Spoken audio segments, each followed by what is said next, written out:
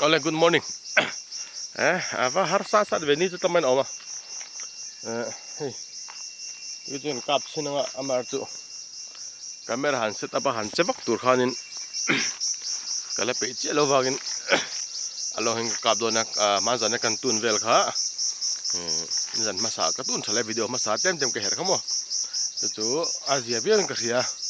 Amar chu khatiek top lo khanin. Meter som ni tivel som ni panga ven lewin. Oh, that's one meter som nga kada.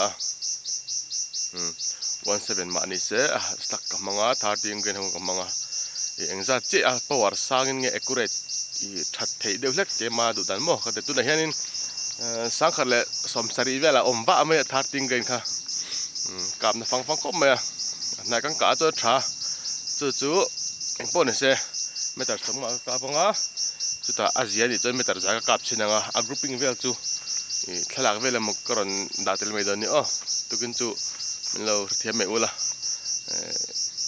mu mal den video ka siam lo nga kap sin photang po ni se